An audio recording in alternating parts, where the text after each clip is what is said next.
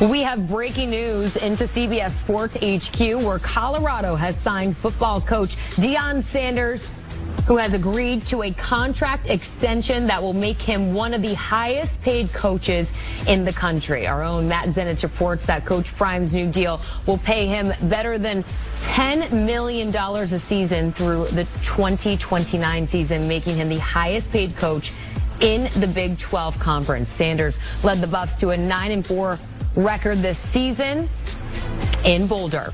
For much more on this, let's go ahead and welcome into CBS Sports HQ. It's our own Chip Patterson. Chip, great to see you. Let's just start with your initial reaction to this news. That this is paying for the future. You know, sometimes you give a coach a big contract based on what they've accomplished. Sometimes you give a coach a big contract because you want to make sure that they remain motivated and understand what the expectation and what the challenge is. And this is something that I think Colorado fans are excited about, because not only are you getting a situation where Deion Sanders is agreeing to a big contract moving forward, but you hear what Deion Sanders has to say. He says here today that we have just scratched the surface of what this program can be. It's not just about football.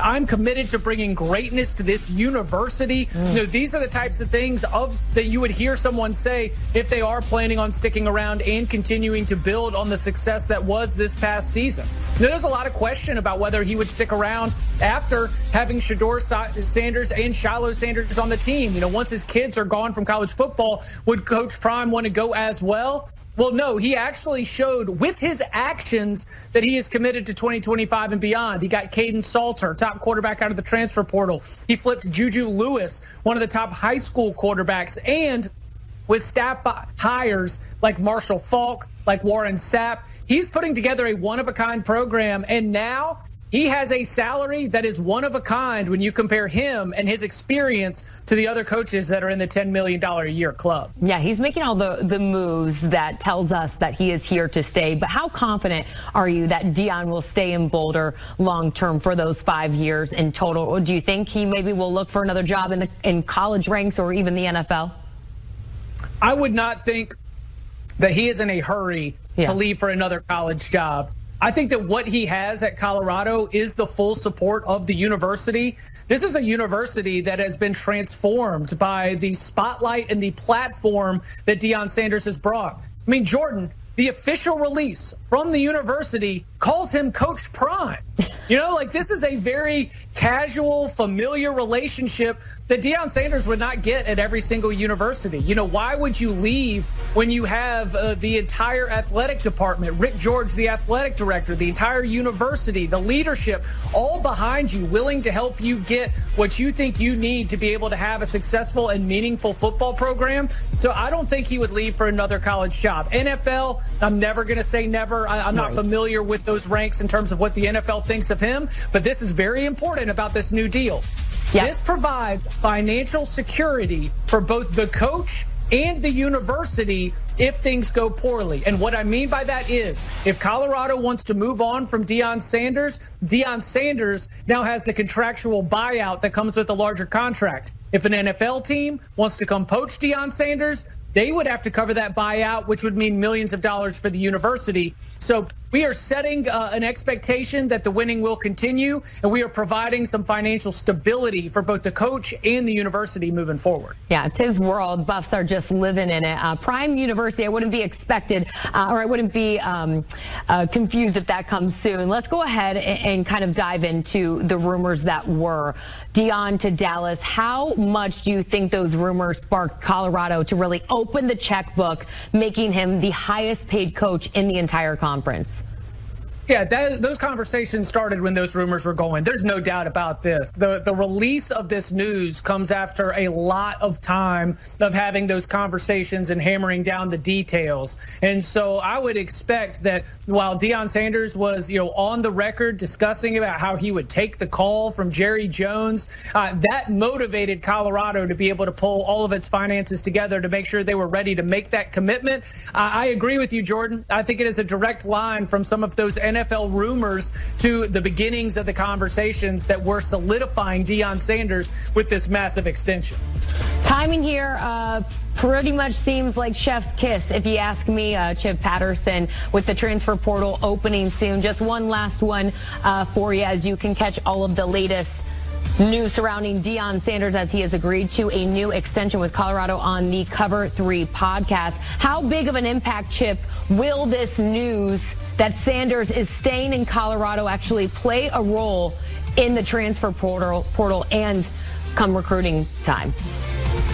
Yeah, this is going to be a spot where you have spots on the depth chart where Colorado is going to be going and aggressively pursuing talent.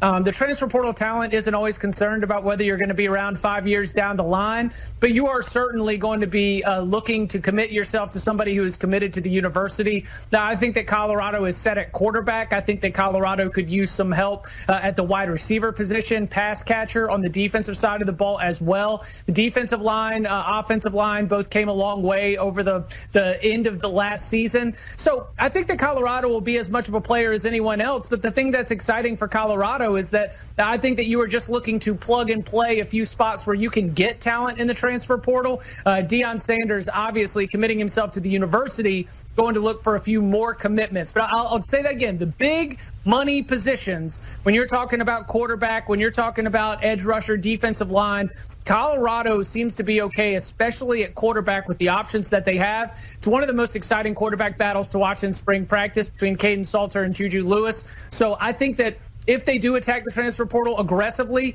they will be able to do so without having to really break the bank on a quarterback. That's a great position to be in. Most definitely. Chip Patterson. They have no choice. It's a no-brainer at this point. We won't go that far just because it's a long process. There's always a choice. There's still 30 more days, and a lot can happen in between that time. But I'd say this. His performance yesterday, in using Cam's words, he felt like he solidified it. There was a throw, and I think Ryan remembered this throw where he rolls left and he makes an on-point throw to Restrepo, I believe, and he looks at the Titans brass and he's like, I'm solidifying this today. And that was his words to the GM, Mike Borgonzi after that. So that just shows a little bit his competitive side, but I think Cam wants this more than what people will care to know. Hassel, I would just like to point out that Amanda never clapped for me when I came on set. She couldn't cheer loudly enough for the arrival of Brandon Carthon. I'm glad to have Brandon here as well. Everyone now gets a round of applause. No, I always enjoy. I don't think I've seen you since the Super Bowl, probably. It's been a minute. Yeah. It's been a minute. It's good to see you guys. In person, right, absolutely. Which Super Bowl? The one over a year ago, right? Yeah. Not this past one. We were all hanging out in Vegas. That was a cool Super Bowl. So what is it that made this such a great pro day compared to some of the other #1 draft picks you've seen recently? It was so crisp, that it was one of the longest pro days I remember. Is that the longest pro day you've ever been to? By far. Yeah, and Rand's been doing this too. It started at 11, and I got back to my hotel room after an hour drive at 10 o'clock. Oh, geez. So it was probably 7+ hours in terms of when you start testing the kids and measuring hands and height, weight, and then you save the quarterbacks to last, which isn't unconventional. But it could have been a situation where he just had a slightly above average pro day, but you had waited so long, you were burned out on just standing around, and he exceeded expectations. The ball comes out of his hand so quickly, and it's just a flick of the wrist, and the ball travels 30 yards on a rope. And we heard Rand talk about the athleticism and his ability to move outside the pocket, and we saw that, of course, at Miami during the fall. And then here, you see him at the end, and he talked to Rand about this in the interview that he and Rand did on CBS Sports about how he wanted to show that not only was a good athlete, but he had great hands, too. So he can literally do everything, it feels like. Versatile is what he said. He's versatile. Yeah, he said, I want them to know, like, I'm 1 for 1 on a touchdown. Your interview, by the way, was great. Go find it if you will. Okay, so right now, both of you, I believe, have Cam Ward ahead of Shedeur Sanders. It seems like that he even went up a little bit about that. Okay, so here's the thing. Emory Hunt, we love him, is getting a lot of flack from a lot of our experts.